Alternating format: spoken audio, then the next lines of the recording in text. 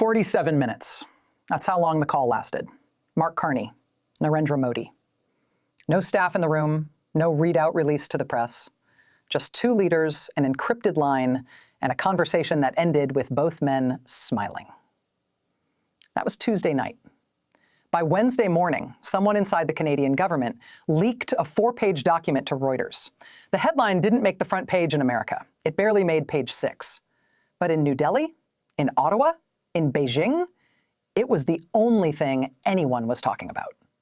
$50 billion, a new trade framework, commodities, technology. And buried on page 3, a provision that made me read it twice. A currency arrangement designed to do one thing and one thing only. Cut America out. Not attack America, not sanction America, just route around it. Like a river finding a new path when someone drops a boulder in the way. And the boulder? That's us. That's Trump's tariffs. That's 18 months of economic warfare against two countries who just decided together that they don't need to fight back. They just need to leave. What I'm about to show you isn't speculation, it's not analysis. It's the actual structure of a deal that the White House is scrambling to understand right now because nobody told them it was coming. For 70 years, the global economy had one rule. Everything flows through America. You want to sell oil? Price it in dollars. You want to buy semiconductors? The supply chain touches California, Texas, Arizona. You want to trade with Asia? American banks clear the transactions. American shipping lanes protect the cargo. American military bases keep the whole system stable. And in exchange, everyone plays by American rules. Canada understood this. They're not just an ally, they're economically fused to the United States. 75% of Canadian exports go south. The auto industry crosses that border 17 times before a single car is finished. When America sneezes, Canada doesn't catch a cold, Canada gets pneumonia. India understood this too. For decades, they balanced between American investment and Russian weapons, American tech companies and Chinese manufacturing. They needed the U.S. more than the U.S. needed them, or at least that's what Washington believed. Here's what Washington missed. Something shifted in the last 18 months. Not loudly, not dramatically, but structurally. Canada elected Mark Carney, a former central banker who spent years watching the global financial system from the inside, a man who knows exactly where the pressure points are, who knows what levers actually move money, who knows that the U.S. financial system isn't a fortress, it's a habit, and habits can be broken. Meanwhile, Modi consolidated something that American analysts kept underestimating, a domestic manufacturing base that doesn't need American consumers anymore. India's middle class is now bigger than the entire U.S. population. Their tech sector builds for themselves first. Their pharmaceutical industry supplies the world, including America. These two leaders looked at Trump's tariffs, the 25% on Canadian goods, the threats to Indian exports, the constant economic pressure, and they asked a question nobody in Washington expected. What if we just stop asking permission?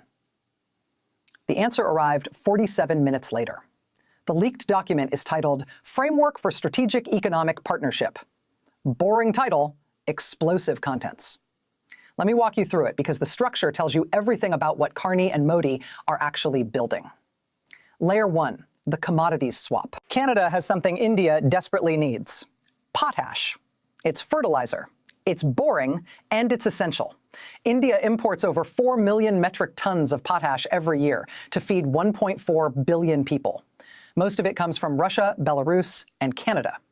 Russia's unreliable now. Sanctions, war, shipping complications.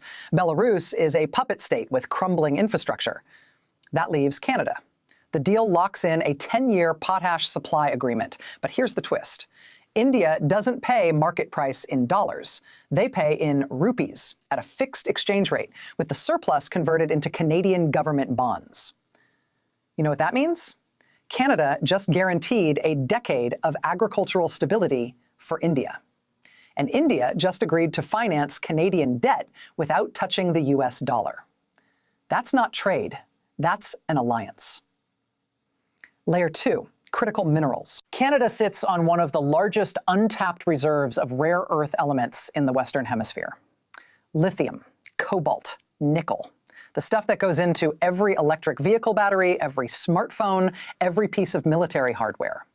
Right now, China controls 60% of global rare earth processing. America has spent years trying to break that monopoly, investing in Canadian mines, building processing facilities in Ontario, trying to create an alternative supply chain. This deal? India just became Canada's preferred buyer. Not America, India. The framework allocates 40% of new Canadian rare earth production to Indian manufacturers for the next 15 years. Indian companies get first refusal rights. Indian capital funds the extraction. And the processing? It won't happen in Canada. It won't happen in America.